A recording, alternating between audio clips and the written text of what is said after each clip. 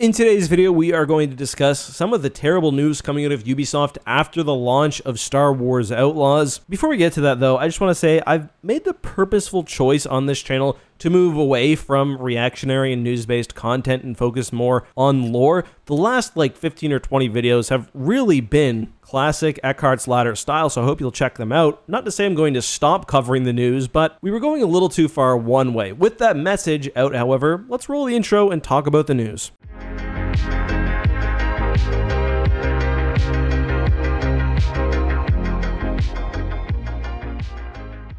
Did Star Wars Outlaws kill Ubisoft or Ubisoft? I'm going to say Ubisoft, I like that more, but it's an interesting question, which I feel like, given the last few days worth of news, we need to discuss. I'll explain that news in a moment, but first, a bit of background and reminder. So, Star Wars Outlaws released at the end of August. I think both critical and fan reception has been fairly mixed. Again, I actually really like and stand by the review that I did. Is the game offensively bad? No, I don't think so, but it's perhaps the most Ubisoft game of all time. There are aspects which I quite like. The world building is fun, the graphics at times are very good, the environments seem well thought out, but the gameplay itself is also shockingly shallow, and it misses that kind of hook which I want to keep me playing or to get me in the door in the first place. There's nothing about Star Wars Outlaws, I think, which would have had me thinking I need to buy this right at launch if I didn't have this YouTube channel. This is a game you can wait for and pick up on a discount later. Anyway, since the release of Outlaws, Ubisoft's stock has fallen really significantly. Now, to be fair, this is really the continuation of a greater trend we've seen all year. But if you look at 2024, the stock hit its high in February. It was about 24 euros. Before the release of Outlaws, it had fallen to 17. However, starting in September, it really took a nosedive down to the point of 11 euros that we see today. And I don't know, when you see such a drastic drop coinciding exactly with the release of a major project which cost a ton of money, it's hard not to put two and two together. Anyway, I'll get to the news today, which in short is that Ubisoft is completely changing their trajectory on future game releases, but I actually recorded this video last night with some speculation about the sales of Star Wars Outlaws. Well, Ubisoft has talked about it today, and they've said straight up that sales for Outlaws were softer than expected. The press release that they put out acknowledges this fact despite what it calls solid ratings and user scores, and says that in response to player feedback, Ubisoft's development teams are currently fully mobilized to swiftly implement a series of updates to polish and improve the player experience in order to engage a large audience during the holiday season, positioning Star Wars Outlaws as a long-term performer. Because of the soft sales and because of the delay for Assassin's Creed, which I'll talk about in a minute, Ubisoft is also pushing the Steam release of Outlaws up to November 21st, in order to coincide with the holiday season. Strategically, I understand this, but I think they're opening themselves up to another PR disaster if the game doesn't sell well, because Steam numbers are one of the few which are actually public, so we can see if the game is dead on arrival. Not that it matters, it's a single player experience, but we'll have a true insight into sales, because we don't get that. We know they're softer than expected. A previous article by Forbes said that they expected to sell 5 million now in the first fiscal year. Compare that with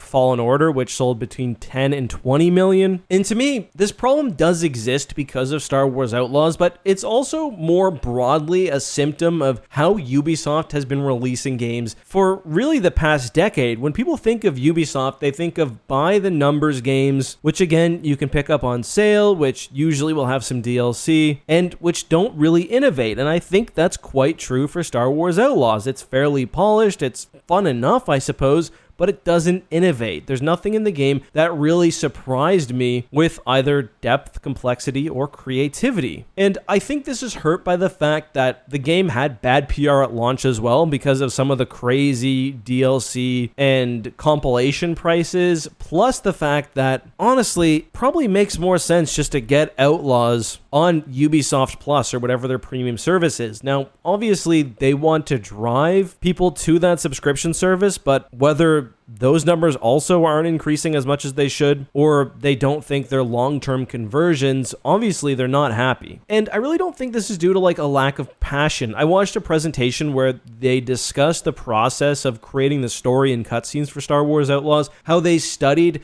not only the directing techniques used by George Lucas and the other directors of the Star Wars movies, but also the film they used, the type of cameras, and how essentially they tried to match that for the cutscenes. Like, these are the things that Ubisoft can do with their vast reach, their many studios, and their crapload of money. I also think quite clearly the actors, the people involved generally to the dev level want to make the best Star Wars game they can. Like, who wouldn't want to? But Ubisoft clearly has them in a box that's very difficult to get out of. Star Wars Outlaws was not truly innovative. It was not, again, a game you felt like you had to play right at launch, and I'm kind of glad that Ubisoft is getting a kick in the pants a little bit. But it's probably too late for Star Wars Outlaws because I see the sales numbers, and what's more, I feel pretty plugged into what the Star Wars community is interested in. It's reflected in my numbers, it's reflected in the comments I see, and the game just doesn't have that cultural pull that you'd want a Star Wars game to have. So this to me feels like the latest bad decision, which on its own would have been survivable, but this is the newest in a long line of bad decisions. But it's bad that a new Star Wars game is already so out of the public consciousness besides for this drama, and it's especially bad because this was the first shot without EA. This was the first Lucasfilm publishing product, and as a fan who loves unapologetically Star Wars games, at least when they're good, I was hoping that this one would be knocked out of the park and that game studios across the world would see the sales and would want a piece of the IP. Instead, we see Ubisoft essentially imploding. So the news then, and yesterday I did the video on the fact that Ubisoft seemed to completely scuttle its launch plans for the newest Assassin's Creed game, not only canceling press impression events, which are essentially a form of marketing, but also backing out of the Tokyo Game Show. The latter one is kind of crazy because presumably it was not just the newest Assassin's Creed which was going to show up there. It could have been the Splinter Cell remake, which is rumored to be in development. Actually, I think it's been confirmed to be in development. I know it is anyway. But it also could have been Outlaws DLC, and they chose to back out of that totally, which I'm sure they didn't make lightly. But the decision was clearly based on new financial reports, and today I had to re-record this video because we are learning a bit more. Assassin's Creed Shadows has been fully delayed to 2025, even though the game is essentially finished because they don't want another bare-bones game like Star Wars Outlaws arguably was. And Ubisoft also announced that they'd be undertaking an investigation to see what's going wrong with their sales. And this will look at whether they're meeting their player-centric approach. They reiterated the fact that they're an entertainment-first game company rather than existing to push any specific agenda. And I think that's probably due less to Star Wars Outlaws and more in relation to some of the controversy around Assassin's Creed Shadows, which I'm honestly not super familiar with. But there is definitely the fear I think they have of getting caught up in an online firestorm, which, as we're seeing, can actually harm a company's bottom line when they're on the wrong side of it. So is it just Star Wars Outlaws? Well, I don't think it's safe to say that. There's the controversy with Assassin's Creed Shadows. Obviously, Star Wars Outlaws I don't think is bad enough to really be hugely controversial, but it's certainly mediocre enough to disappoint sales-wise. X-Defiant is losing players. Skull and Bones was just an absolute total disaster. Avatar, I think, was a lot like Outlaws in that it was kind of middling. You add that together, plus a million Assassin's Creed games, a million Far Cry games, which have also seem to lose their splendor a bit, and it's not surprising that they're in the position they are now. That's just my opinion, though. I'm not a games guy, really. I love video games. I don't claim to have any insider knowledge, but as a Star Wars fan, this is what I see. Let me know your thoughts, though, on all this and more, of course, down below.